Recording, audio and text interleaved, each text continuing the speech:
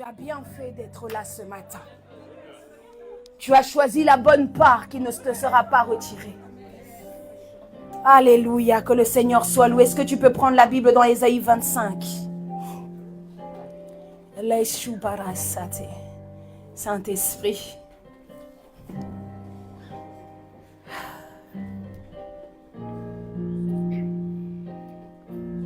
À partir du verset 6. Est-ce que vous l'avez tous? Ésaïe 25, à partir du verset 6, je vais lire la parole au nom puissant de Jésus. L'Éternel des armées prépare à tous les peuples sur cette montagne un festin des mets succulents, un festin des vins vieux, des mets succulents pleins de moelle, de vins vieux clarifiés. Et sur cette montagne, il anéantit le voile qui voile tous les peuples, la couverture qui couvre toutes les nations. Il anéantit la mort pour toujours. Le Seigneur, l'Éternel, essuie les larmes de tous les visages. Il fait disparaître toute la terre et je suis en train de prophétiser sur quelqu'un. L'opprobre de son peuple, car l'Éternel a parlé. Je suis en train de prophétiser sur quelqu'un en ces jours. L'on dira, voici c'est notre Dieu. Oh, que nous avons confiance et c'est lui qui sauve. Je suis en train de prophétiser toujours. C'est l'Éternel à qui nous avons fait confiance. Soyons dans l'allégresse et réjouissons-nous dans son salut. Je suis en train de prophétiser toujours car la main de l'Éternel se repose sur cette montagne.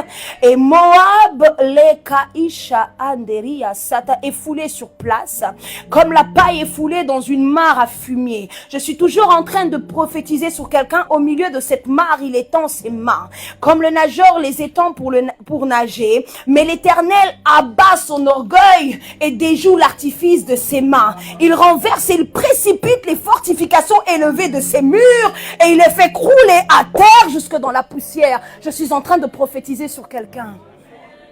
Amen. Je suis en train de prophétiser ce matin. Nebro Shaka. Il y a d'abord une chose que ce texte signale. La présence d'une personne sur cette montagne. La présence de cette personne, c'est le chef de toutes les armées. Cela aussi signifie que s'il y a un chef de toutes les armées, c'est que toutes ces armées sont présentes. Parce qu'il y a une convocation. Cela signifie qu'il y a une convocation solennelle. C'est pour ça qu'il a fallu qu'on prie pour tous aller dans cette demeure. Aller dans cette dimension là où Dieu nous attendait. Le lieu où nous avions été invités et le véhicule qui nous a été envoyé pour nous y amener, c'est la lumière. Ah.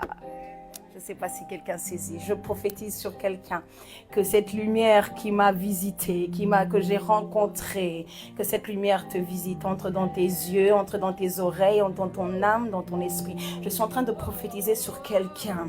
Les Saba Asheke. Oh la Sata. Et sur cette montagne, il y a aussi la présence de plusieurs personnes.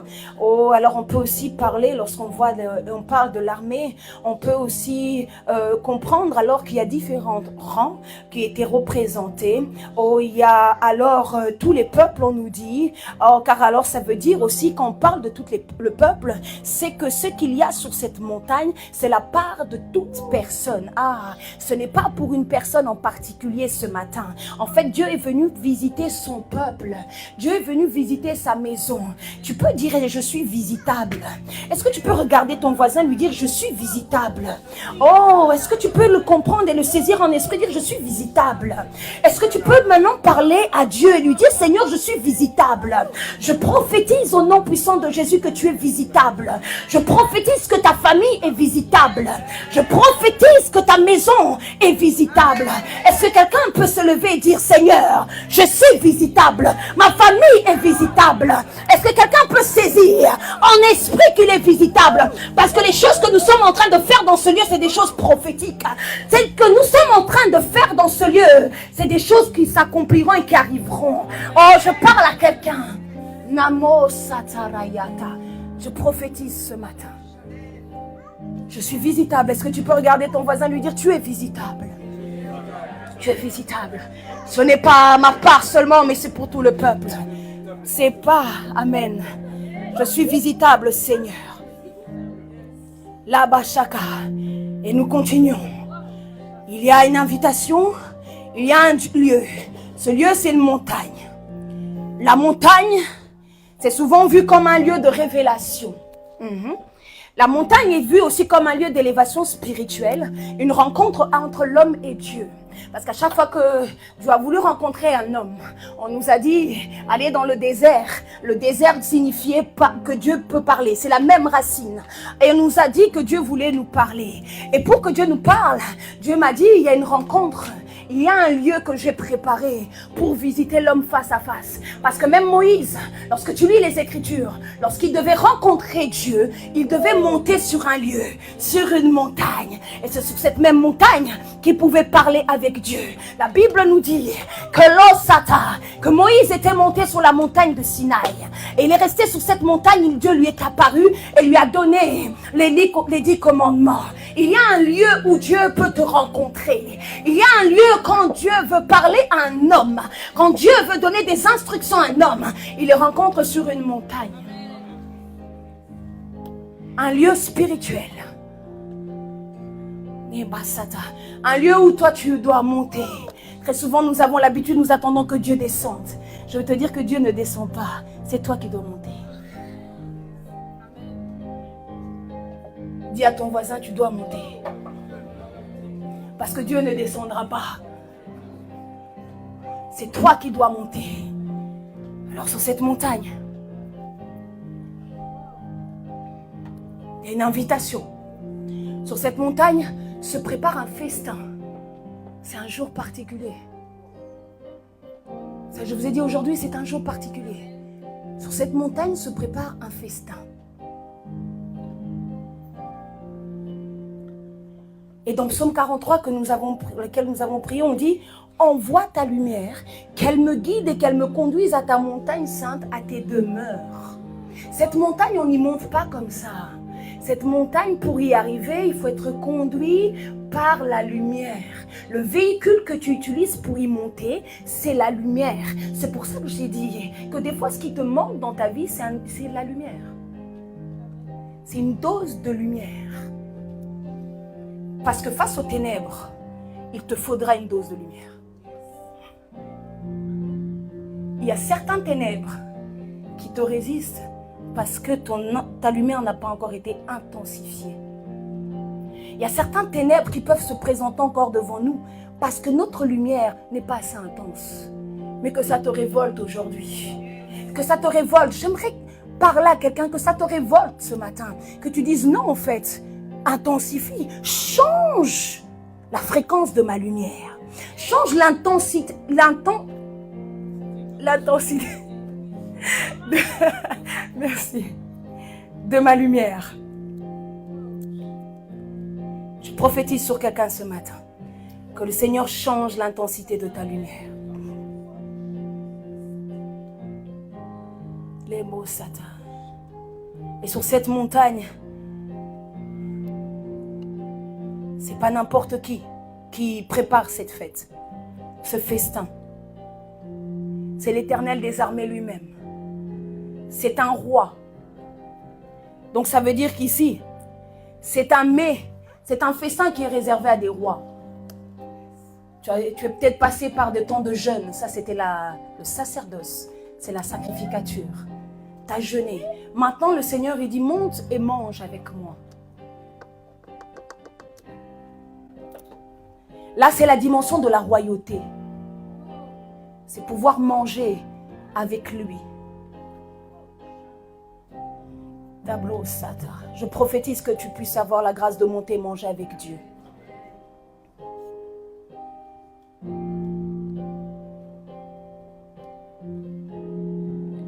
Et des fois, il y a certains combats, certaines pressions de l'ennemi, certaines complications, certaines conditions qui deviennent difficiles. Et je ne sais pas si vous avez remarqué que depuis qu'on nous a prêché le fait de monter, quand tu pries, tu peux sentir la pression de l'ennemi. Tu peux sentir qu'il y a des combats qui se sont intensifiés. Qu'il y a peut-être des difficultés ou des choses que tu pensais avoir vaincues, mais qui reviennent. Mais en fait, c'est Dieu qui permet ça, pour que tu n'aies d'autre choix que de continuer à monter.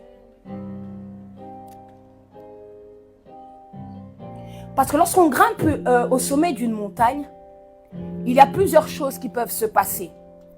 Il y a la pression atmosphérique qui diminue. Et plus on monte en altitude, moins l'air est dense. Donc tu as l'impression de suffoquer. Et des fois, tu as l'impression que ton quotidien est en train de suffoquer. Tu as des situations qui te limitent, qui te tempèrent la respiration. Et tu peux sentir qu'il y a moins d'oxygène disponible pour respirer. Et qui entraîne finalement un essoufflement plus rapide. C'est pourquoi tu es essoufflé pour prier, essoufflé pour jeûner. Tu te rends compte que j'essaie mais je ne comprends pas. Tu es essoufflé pour faire les choses de Dieu. Ce dont tu as besoin, c'est de la lumière. Est-ce que quelqu'un a compris? Est-ce que quelqu'un a compris qu'aujourd'hui, il y a une intervention de la lumière en sa faveur? Je prophétise que la lumière te visite dans tes combats, dans tes difficultés, dans ton essoufflement. C'est pour ça que le psalmiste a dit « Je lève mes yeux vers les montagnes, d'où me viendra le secours. » Je lève les yeux vers les montagnes. Ton secours te vient de l'Éternel qui a fait le ciel et la terre, lui qui ne dort ni ne sommeille, lui qui garde Israël. Ce matin, je viens te dire, peu importe ce que tu vis, et je ne sais pas pourquoi j'insiste sur ça, il y a une solution, lève tes yeux vers cette montagne. Peu importe les difficultés par lesquelles tu peux passer, je te parle d'une solution. Lève tes yeux vers cette montagne. Monte. Laisse-toi emporter dans ce faisceau de lumière. Laisse-toi prendre par la main de lumière qu'elle puisse t'emporter sur cette montagne. Parce que il y a une dimension où tu peux te battre avec certaines choses sur la terre, mais il y a une dimension où tu peux prier et t'élever.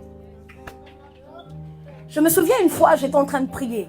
Je finis de prier, je veux m'endormir. Et le Seigneur me dit, tu choisis de dormir sur la terre ou en haut? Je dis, mais comment ça, dormir sur la terre ou en haut? Il me dit, oui, tu peux dormir dans une demeure. Pourquoi tu veux que dormir dans ta chambre? Tu peux me demander de dormir dans une demeure en haut. Cela est possible. Parce qu'il y a certaines situations qui vont demander que tu prennes de la hauteur. Par exemple, Paul, dans la Bible, il nous parle de l'activité du monde, du premier ciel, comme on appelle ça communément, quand il nous parle des combats spirituels, quand il nous parle des esprits territoriaux, il nous parle de toutes ces choses. Mais on nous dit aussi, et lui-même il le dit d'ailleurs, je connais un homme. Je ne sais pas si c'est dans son corps ou hors de son corps, mais il fut ravi au 3e ciel. C'est-à-dire que Paul a dû être ravi dans un ciel pour pouvoir voir l'activité d'un autre ciel. C'est-à-dire qu'il a dû prendre de la hauteur. Prendre de la hauteur. Est-ce que tu peux parler à ton voisin? Prendre de la hauteur. Prendre de la hauteur.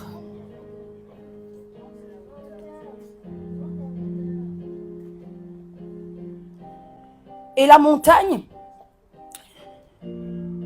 en hébreu, qui veut dire les alot, je ne sais pas très bien le dire, ça veut dire s'élever spirituellement, mais ce mot a la même racine que monter. Donc s'élever spirituellement, ça demande que tu puisses monter. Et monter ne signifie pas l'absence des combats. Monter ne signifie pas que tout ira bien. Mais monter te permet d'avoir de la hauteur sur ceux qui te combattent. Te permet, en ayant de la hauteur, avoir une autre stratégie dans la prière. Moi, il y a des choses que j'ai dit à Dieu. Moi, je ne peux pas prier et perdre mon temps. Je ne peux pas prier sans résultat, ça ne m'intéresse plus. Les prières où je m'époumonne, on dirait je ne sais pas quoi, mais après il ne se passe rien, ça ne m'intéresse pas. J'ai dit à Dieu, c'est comment, on fait comment? Donne-moi la bonne stratégie. Et très souvent, il me dit, alors élève-toi. Monte dans une demeure, prie dans une demeure. Je prophétise que Dieu fasse grâce à quelqu'un de changer sa vie de prière. Je prophétise sur quelqu'un qui a besoin d'un nouveau souffle de prière. Que Dieu change ta vie de prière et qu'il te fasse monter dans ces demeures et que tu pries à partir de ces demeures.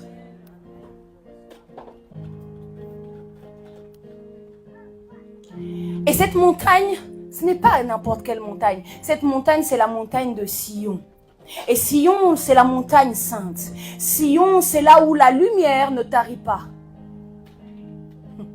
Donc ça veut dire qu'on ne t'a pas invité dans n'importe quel lieu. On t'a invité dans une demeure de la lumière. On t'a invité dans une demeure là où la lumière ne tarit pas. Là où il y a la rencontre entre le divin et l'humanité.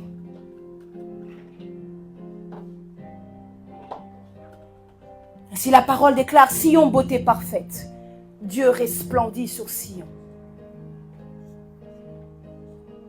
Sur cette montagne, il y a une rencontre avec Dieu lui-même.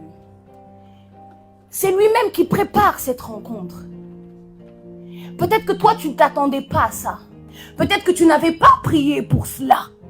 Mais il dit non, tu as besoin d'une intervention divine. Je parle à un homme et une femme qui a besoin que Dieu intervienne dans sa vie. Si toi, Dieu, tu n'as pas besoin que Dieu intervienne, mets-toi à côté. Nous, on est là. Je parle à un homme qui a besoin que Dieu intervienne et dire non, Seigneur, j'ai besoin de ton intervention.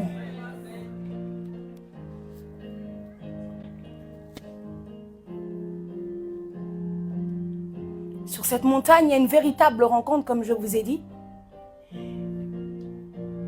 Parce qu'en fait, la lumière aussi fait une chose, c'est qu'elle pérennise les choses. Elle te permet de posséder des choses que tu ne pouvais pas. Elle te permet d'entrer dans des demeures. Guide-moi dans les demeures. C'est ce que le psalmiste dit. Que ta lumière vienne et qu'elle me conduise jusque dans tes demeures.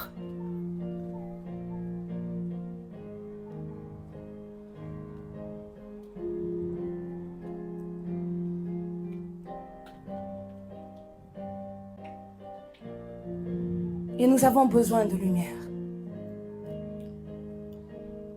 Et le prophète nous avait dit une chose, il y a un an, je pense qu'on avait eu un jeûne au mois de janvier 2024. Il avait dit une chose, c'est que lorsque l'homme a chuté, il a perdu une chose, il a perdu un corps de lumière.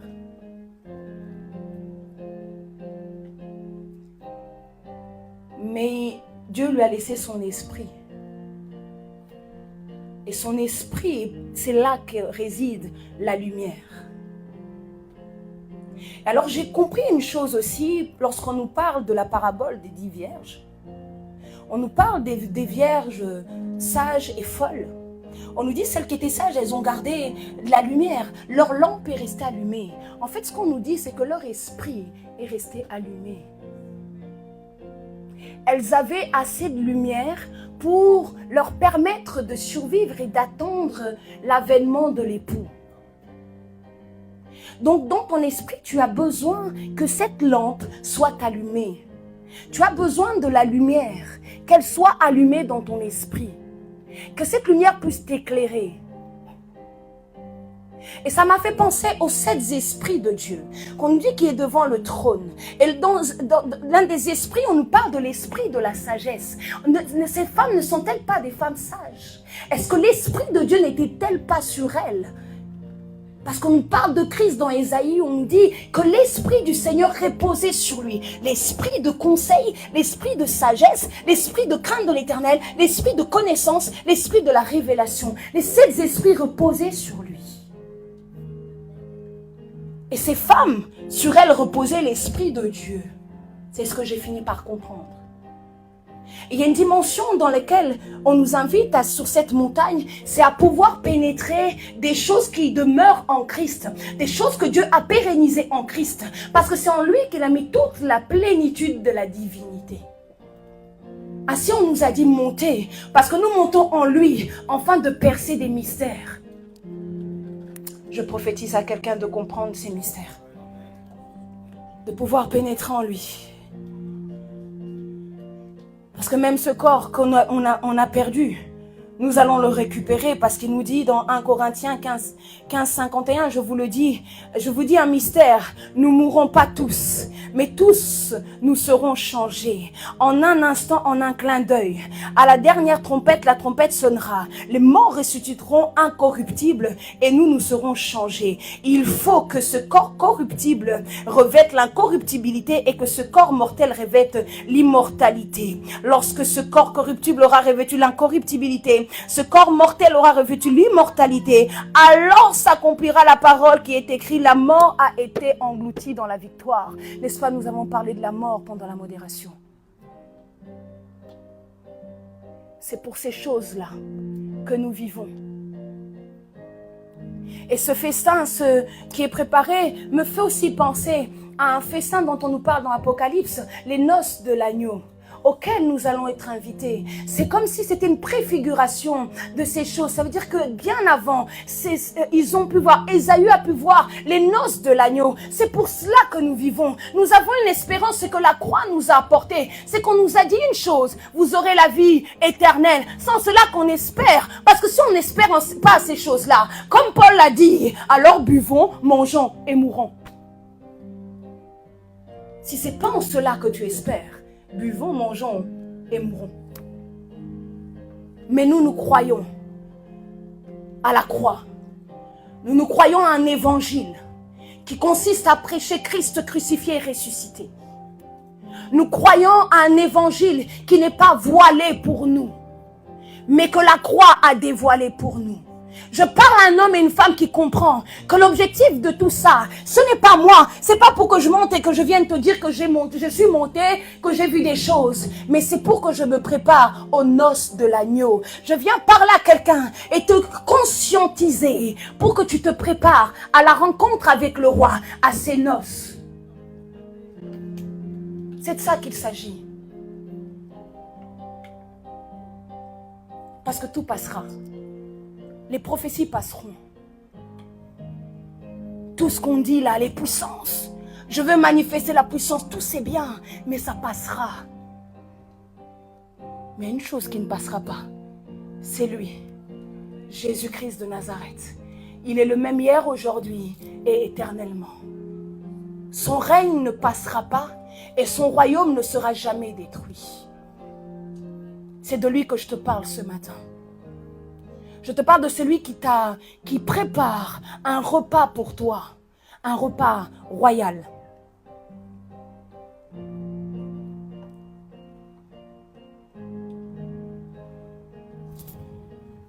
Et les choses qui nous attendent dans cette dimension, en pénétrant cette lumière, c'est des choses permanentes qui ne passeront pas.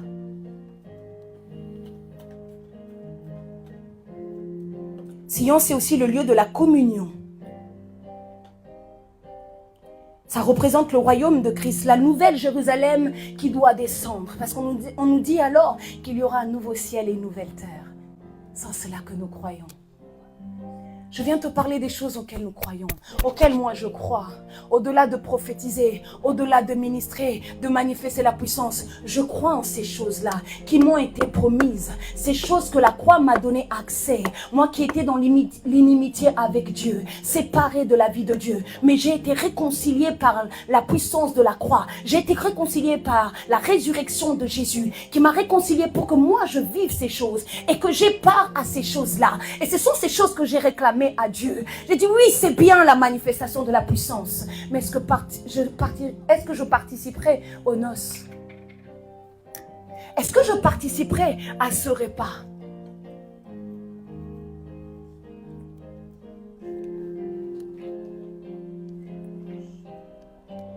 Est-ce qu'on peut se poser des questions essentielles? C'est ce qu'on nous dit dans Apocalypse 21, 2, 3. Puis je vis un nouveau ciel, une nouvelle terre. Car le premier ciel et la première terre avaient disparu et la mer n'était plus. Je vis descendre du ciel d'auprès de Dieu la ville sainte, la nouvelle Jérusalem préparée comme une épouse qui s'est parée pour son époux. Alors j'ai entendu du trône une voix forte qui disait: voici le tabernacle de Dieu avec les hommes. Il habitera avec eux, ils seront son peuple et Dieu lui-même sera avec eux. Il essuiera toutes les larmes des yeux et la mort ne sera plus. plus. Il n'y aura plus ni de deuil, ni de cris, ni de douleur, car les premières choses auront disparu. Sans cela que nous espérons. Je ne sais pas pour toi, est-ce que tu espères à ces choses? Est-ce que c'est ces choses que tu cherches?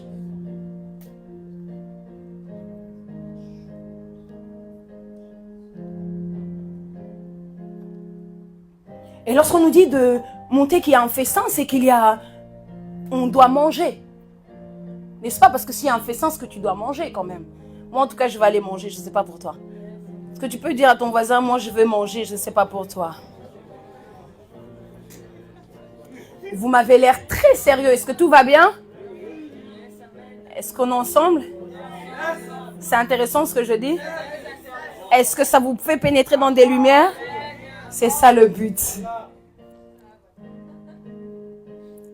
On doit manger parce qu'il y a des mets, n'est-ce pas? Cela signifie aussi qu'il y a une révélation que le Seigneur veut nous donner. Des instructions, des directives comme je vous ai dit, pour pouvoir traverser des saisons et grandir aussi en connaissance et en révélation. Et on peut voir le fait de manger avec Dieu, par exemple dans Exode 24. Lorsque Moïse monta avec Aaron, on nous dit dans Exode 24, 9, si vous voulez la référence, Moïse monta avec Aaron, Nadab et Abihu, 70 anciens d'Israël. Ils virent le Dieu d'Israël sous ses pieds, c'était comme un ouvrage de saphir transparent, comme le ciel lui-même dans sa pureté. Il n'étendit point sa main sur l'élite d'enfants d'Israël, ils virent Dieu et ils mangèrent et ils burent. L'Éternel dit alors à Moïse, monte vers moi sur la montagne. Reste là, je te donnerai des tables de pierre, la loi, les ordonnances et que j'ai écrites pour leur instruction. Manger, c'est pour recevoir l'instruction. Cet acte de manger est autant un acte spirituel, mais aussi physique finalement. C'est-à-dire aussi que cet acte spirituel aura un impact dans ton physique. La visitation de cette lumière ne va pas seulement te visiter, mais elle aura tout un impact autour de toi. Parce que le but de cette lumière, lorsqu'elle te visite, c'est de faire de toi un canal et de faire de toi un faisceau, de faire de toi une porte par laquelle elle peut se diffuser dans plusieurs sphères. On nous dit aussi que Jésus-Christ, lors de sa résurrection, lorsqu'il il était avec les disciples à Emmaüs, il mangea. Et qu'est-ce que Dieu fit après? On ne dit pas qu'il leur ouvrit les Écritures.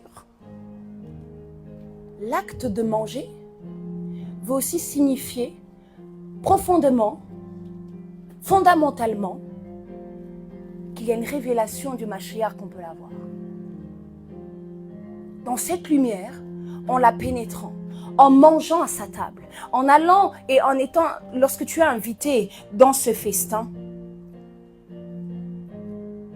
Et pour la référence, c'est Luc 24, 30. On dit que pendant qu'il était à table avec eux, il prit le pain et après avoir rendu grâce, il le rompit et leur donna. Alors leurs yeux s'ouvrirent. Je parle à quelqu'un qui saisit que ses yeux peuvent s'ouvrir. La lumière peut visiter tes yeux. La lumière peut visiter tes oreilles et tu pourras voir comme tu ne voyais pas avant. Tu pourras entendre comme tu ne t'entendais pas avant. C'est pourquoi je prophétise encore sur quelqu'un que la lumière visite tes yeux. Tu as besoin que la lumière s'intensifie dans tes yeux. Tu as besoin que la lumière s'intensifie dans tes oreilles. Je prophétise sur quelqu'un que la lumière vienne changer le prophétique en toi. Oh, je parle à des esprits prophétiques dans cette maison parce que pendant que je préparais ce message, j'ai senti que Dieu voulait aussi changer l'intensité du prophétique dans cette maison. L'intensité de lumière du prophétique dans cette maison. Yela sataramande. Comme autrefois, on prophétisera à nouveau dans cette maison. Yedema, c'est ta part, c'est ta part, c'est ta part. Je prophétise que tu reçoives. Je prophétise que tu manges à la table de Dieu. Et que cette nourriture spirituelle te connecte à des dimensions spirituelles élevées en lui. Que je prophétise que cette nourriture nourriture que tu manges vienne ôter le voile qui pouvait être sur les Écritures jusqu'à présent pour toi. Peut-être que tu lisais ta Bible et tu disais, Seigneur, je ne comprends rien, et tu laisses ta Bible. Et pour ça, alors que je suis en train de parler, je suis en train de voir Ross. Je vois cette lumière venir dans tes yeux et je vois comme un voile qui est ôté pour que tu comprennes les Écritures. Continue à lire ta Bible, même si tu la comprends pas, même si tu comprends pas tout. Ne laisse pas te dire, ah, je lis, je comprends pas. Mais il arrive un temps, Ross, où le Seigneur va te révéler, oh, des choses, des mystères cachés dans sa parole. Je te prophétise au nom de Jésus une nouvelle saison. Je prophétise dans ta vie, oh, Raman Sheke, une vie avec les yeux ouverts. Reçois cette grâce aussi, toi, reçois. Ceux qui veulent recevoir, recevez, parce qu'aujourd'hui on est là, les mots chaka, dans la présence du Seigneur. On est là pour manger avec le Seigneur. On est là pour pénétrer des grâces dans le Seigneur. Et aussi, le but de tout cela, c'est que nous puissions nous affectionner des choses d'en haut. C'est pour ça qu'il est écrit dans Colossiens 3, 1, 2. Que si donc vous êtes ressuscité avec Christ, cherchez dans haut où Christ est assis à la droite de Dieu. Affectionnez-vous aux choses d'en haut et non celles qui sont sur la terre. Affectionnez-vous des choses d'en haut. Mais pour ça, il faut monter. Il faut manger à sa table. Il faut pouvoir manger une nouvelle révélation. Il faut pouvoir manger quelque chose qui va être une initiation pour toi. Si des sorciers peuvent initier par la nourriture, je connais un homme, il s'appelle Jésus. Il peut t'initier par la même nourriture. Ah, je parle à quelqu'un qu'on a initié. On t'avait peut-être initié par des nourritures, mais je t'annonce une chose. Il y a une nourriture sainte qui existe. Il y a un repas que tu peux manger, qui lorsque tu le manges, t'emmènera pas à vivre une vie de ténèbres, mais une vie de lumière. Oh, je prophétise sur quelqu'un ce matin. Les brochane que la sata. Yeka paraseteleme. Une nourriture. C'est aussi une unification des deux mondes. C'est l'unification du visible et de l'invisible en toi. Cette nourriture, c'est un acte spirituel. C'est une absorption de la lumière. Cette nourriture est une nourriture de lumière. Ce n'est pas n'importe quelle nourriture qu'on te donne là-bas. C'est une nourriture que tu auras besoin et qui va intensifier la lumière dans tes entrailles. L'amour sataraye. Je parle à quelqu'un ce matin, je prophétise. Que tu sois initié aux choses d'en haut et que tu t'affectionnes des choses d'en haut. Que le Seigneur t'accorde la victoire sur tout ce qui te bloquait jusqu'à présent pour monter. Je prophétise sur quelqu'un que tout ce qui te bloquait encore pour monter, que des combats que tu pouvais sentir, la pression tombe aujourd'hui au nom puissant de Jésus-Christ. Alors que tu montes sur cette montagne, alors que tu es visité par le Seigneur, les masata, yekaparo sheke. Que le Seigneur vienne établir une nouvelle ère dans ce lieu, une nouvelle ère dans ta famille, l'ère de la vérité, l'ère de la lumière, afin de faire de toi un canot de lumière, un évangile de la lumière. Ore masata, yekademlo soteme shakeria sata, kebaro sete, kaba apa kapara sete. Il y a un repas qui est préparé sur cette montagne. Et ce repas est très particulier parce que dans Ésaïe 25, 6, on dit qu'il y a, c'est une autre version plutôt d'Arbis, et on parle de festin d'aliments gras, de festin de vin vieux, de viande succulente et de vin vieux raffiné. Il y a donc 4 types, on va dire, de la nourriture et de boissons que vous pouvez boire sur cette montagne. Alors, j'ai été voir et voir un peu dans la traduction plutôt Chouraki, qu'est-ce qu'on dit derrière ces aliments. Et les mots, je vais peut-être pas aller dedans, on va aller vite parce que j'ai plus beaucoup de temps. Désolée, donc je vais écourter le message, n'est-ce pas? Est-ce que vous êtes toujours avec moi?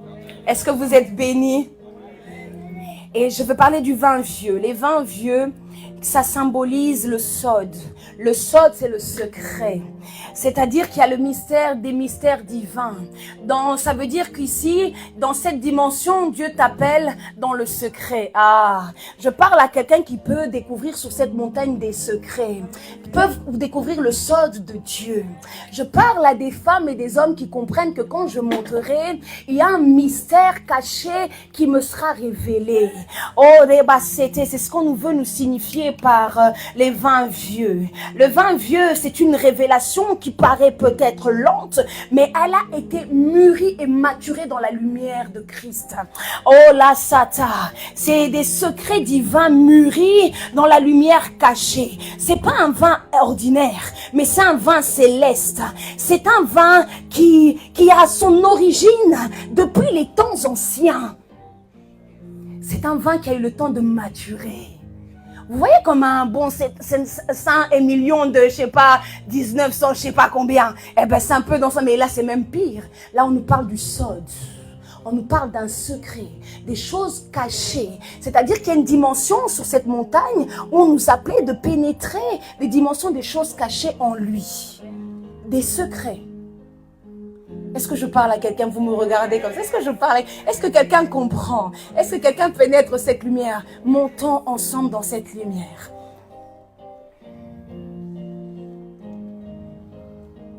C'est-à-dire que Dieu veut nous donner une connaissance plus mystique du Mashiach. Une connaissance divine. Parce qu'on nous dit que ceux qui se confient en l'Éternel sont comme la montagne de Sion. Elle ne chancelle pas, elle est stable pour toujours. C'est des choses stables que Dieu veut emmener maintenant. C'est une stabilité que Dieu veut emmener dans ta vie. C'est une révélation plus stable. C'est une connaissance plus stable que Dieu veut te donner. Je parle à quelqu'un. On nous parle des aliments gras. L'aliment gras représente ici l'abondance spirituelle et matérielle. Ça symbolise la bénédiction pleine. Parce que tu peux pas être dans la dimension de la royauté et ne pas avoir accès aux richesses.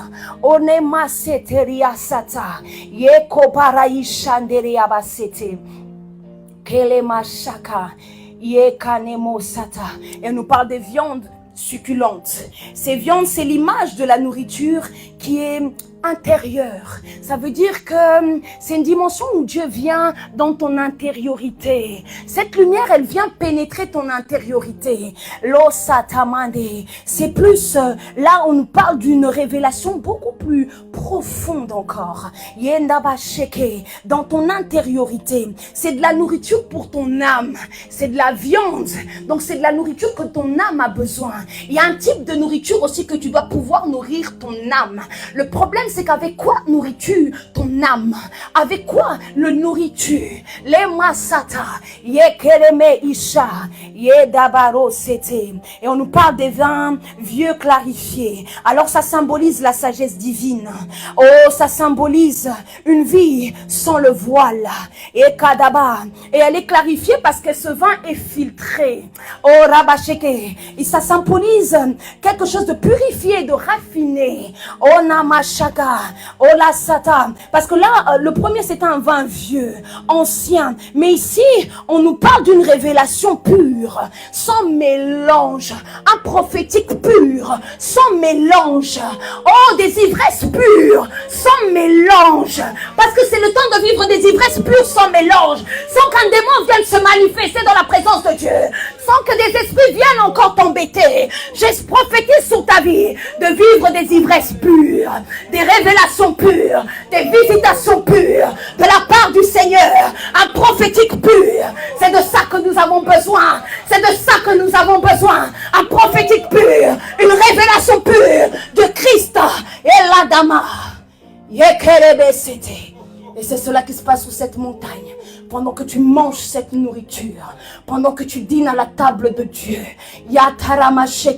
cette nourriture t'initie alors à la vérité. Cette nourriture t'initie alors à la vérité. Tu ne te tiendras pas devant les hommes et tu les amèneras dans le mensonge. Mais tu te tiendras devant les hommes pour les amener dans la vérité qui est Christ. Parce que le but est que tout homme parvienne à la vérité. Le but est que tous nous parvenons à la vérité qui est en Christ. Est-ce que je parle à quelqu'un? Est-ce que je parle à une femme qui a compris le but de l'évangile? Qui a compris le but pourquoi on est debout ici devant vous? Il s'agit de Christ. Il s'agit de parler de la vérité qui est en lui. Une vérité clarifiée. Une vérité pure. Une vérité raffinée.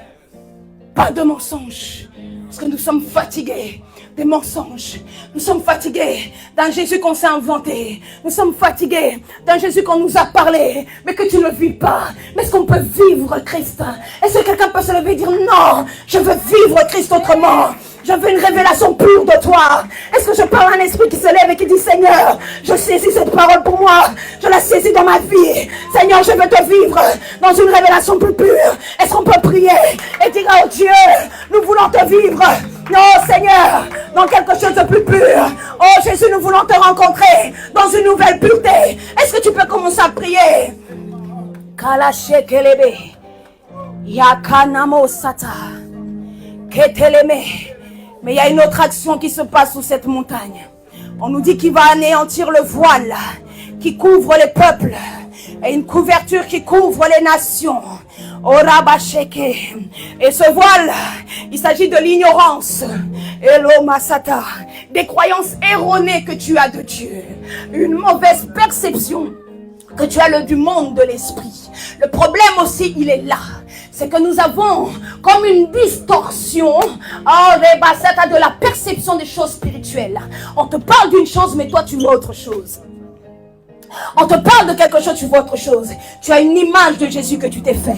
Mais laisse-moi te dire une chose, c'est que la Bible me dit, tu ne te feras point d'image, ça y est, des choses qui sont en haut dans les cieux, qui sont en bas sur la terre et qui sont dans les eaux plus bas que la terre.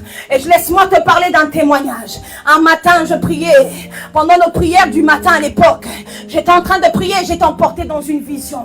Et c'est la première fois que j'ai vu le Mashiach m'apparaître par sa grâce. Et l'odéma, je ne l'ai pas vu physiquement, mais ce que j'ai vu, c'était ses mains et ses pieds qui étaient percés. Il portait encore les marques. Hello Satan. Et la première chose qu'il m'a dit, c'est que je vais te donner mon évangile. Parce que l'évangile que tu as, il est faux. Je me suis dit, pourtant je prêche depuis longtemps. Pourtant je marche avec toi depuis longtemps. Comment mon évangile peut être faux? Il m'a dit, parce que tu t'es fait des images que j'étais. Tu t'es fait une image de moi dans ta tête. Tu as une image de comment j'agis. Une image de comment je fais, de comment je me révèle. Et c'est cette image que tu as adorée. En cela, tu es idolâtre. À chaque fois que tu te fais une image de Dieu qui est erronée, tu es idolâtre. À chaque fois que tu as une perception du monde de l'esprit qui n'est pas Dieu, tu es idolâtre. Seigneur, pardonne-nous notre idolâtrie. Seigneur, pardonne-moi toutes les fois où j'ai été idolâtre, où j'ai eu une mauvaise image de toi, où j'ai eu une mauvaise perception de choses spirituelles. Seigneur, pardonne-nous, oh Dieu, pour toutes les fois où je pensais que c'était toi, mais ce n'était pas toi. Une image que je me suis faite de toi, mais ce n'est pas toi. Alors je suis tombée à terre. Et ce jour-là, depuis ce jour-là, ma vie a changé avec Christ. Le Christ qui m'avait visité dans cette vision. Depuis ce jour-là, il m'a ouvert les Écritures. M'a amené à le comprendre comme lui voulait que je le comprenne. S'est révélé à moi comme lui voulait qu'il se révèle à moi. Ma vie a changé ce matin-là. Ma vie a pris une autre tournure ce matin. Parce que j'ai rencontré le Messie. J'ai rencontré le Messie. Les Sobraïta. Une rencontre pure. Je ne sais pas combien de temps cela a duré. Mais une seule rencontre a changé ma vie. A changé ma perception du monde de l'esprit. Il a ôté le voile. Parce qu'on nous dit dans la parole que ce voile ne peut qu'être ôté en Christ. Et pour cela, on a besoin de vivre des conversions véritables. C'est la conversion qui emmène à ce que ce voile soit ôté. Es-tu véritablement converti? Es-tu véritablement converti? Et ce sont des questions qu'il faut se poser.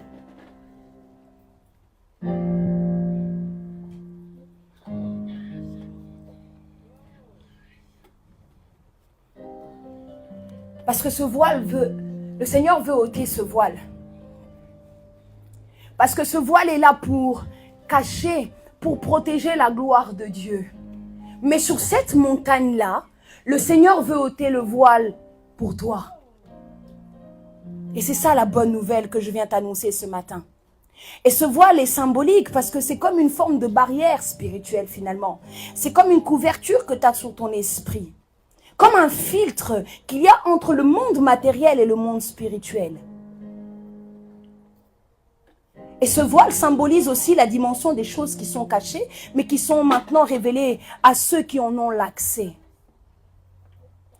Parce que la gloire de Dieu, c'est de cacher les choses. Mais la gloire des rois, c'est quoi? C'est de les sonder. Mais tu peux les sonder avec le voile aussi. Mais est-ce qu'on peut le sonder sans le voile? Une vie de prière sans le voile. L'adoration sans le voile. Le prophétique sans le voile. L'évangile sans le voile. Parce que pour nous, on nous dit que l'évangile n'est pas voilé. Elle est voilée pour les hommes qui ont les hommes de ce siècle, dont l'esprit est obscurci. Mais pour toi et moi, qui avons rencontré la lumière, est-ce que cet évangile peut rester voilé? Est-ce que je peux commencer à titiller quelqu'un et dire pourquoi cet évangile est encore voilé pour moi? Est-ce que cet évangile doit rester voilé pour toi et moi? Mais j'ai une bonne nouvelle. Sur cette montagne, il ôte le voile, l'ignorance.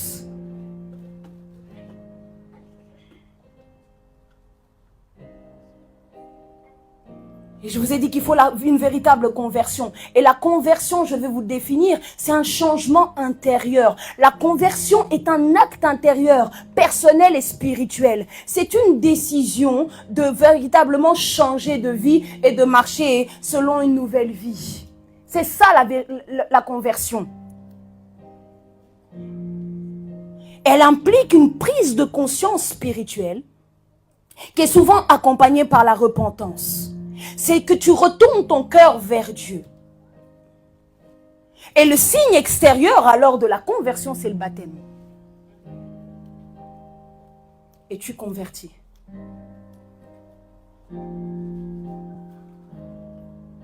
C'est en se convertissant que ce voile peut être ôté.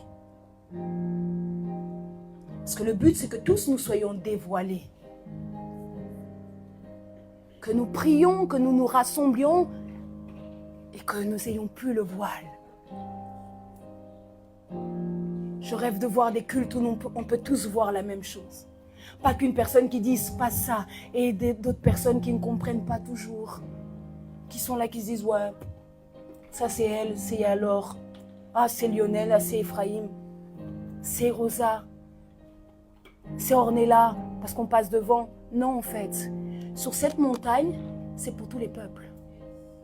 C'est pour toute personne qui se considère comme enfant de Dieu. Je viens te révolter parce que c'est ça ton héritage. Je viens te révolter parce que c'est ça dont on a droit en fait.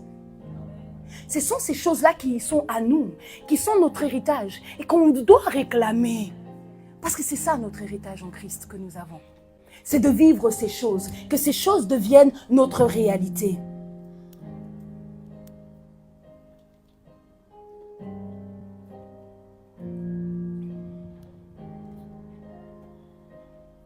Sur cette montagne, Dieu veut faire tomber des barrières intérieures. Sur cette montagne, Dieu veut faire aussi tomber des fausses doctrines, les peurs et aussi l'orgueil. Des fois, si c'est l'orgueil qui fait... C'est un voile. L'orgueil est un voile, mon frère et ma sœur. L'orgueil est un voile.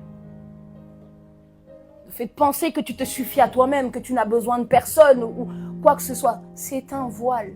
es en train d'être voilé, tu es en train de te voiler toi-même. Ne sois pas orgueilleux.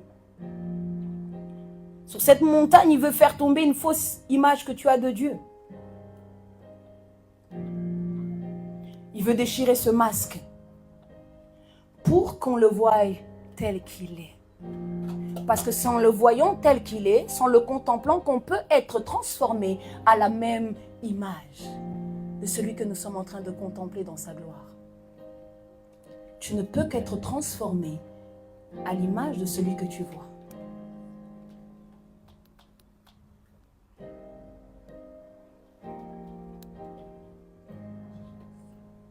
Devenons des canaux que le Seigneur peut se saisir. Et ce que sur cette montagne aussi Dieu nous assure, c'est de nous donner la victoire sur Moab. Moab, c'est l'antithèse de Sion. Moab était un peuple descendant de Lot, ce qui était l'ennemi d'Israël. Et Moab, dans la tradition rabbinique, on va dire, dans la tradition rabbinique, Moab incarne l'orgueil des nations qui s'élèvent contre Dieu. Moab incarne l'idolâtrie. Moab incarne l'antithèse de la sainteté. Mais on nous dit que sur cette montagne-là, Moab est vaincu. Je t'annonce aujourd'hui au nom puissant de Jésus, et je parle sous l'onction de mon père spirituel, le prophète Jérémie Samuel, que certains combats dans ta vie tombent aujourd'hui, parce que nous avons besoin d'une intervention divine.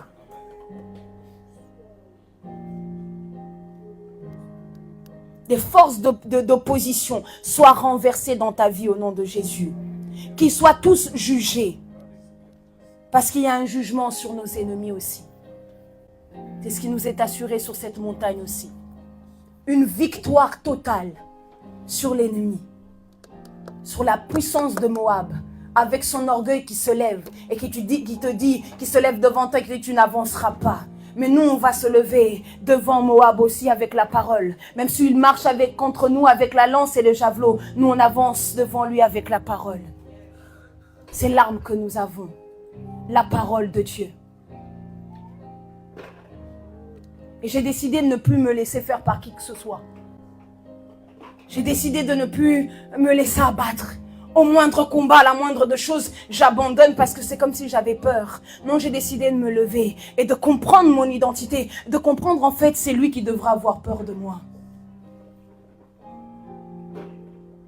Le diable, tu t'es fait un ennemi. Je ne me laisserai plus avoir peur. Ni abattre par l'ennemi. Peu importe ce qu'il fera. Parce qu'il a essayé encore. Ça a été difficile pour ce message. Je passe les détails, mais ça a été compliqué. Je pouvais vraiment sentir l'oppression de l'ennemi. Mais j'ai compris qu'il y avait une dimension de lumière qui devait sortir dans mes entrailles. Qu'on essayait absolument de bloquer. Mais en fait, le Dieu de lumière s'est levé. L'Éternel des armées s'est levé. Il a dit stop. Elle va aller, elle va prêcher. Et je parle à tous ceux qui pensent qu'il y a des choses qui peuvent t'arrêter. Je te dis qu'il n'y a rien qui peut t'arrêter. Lève-toi et va et prêche l'évangile. Il n'y a rien qui peut nous stopper.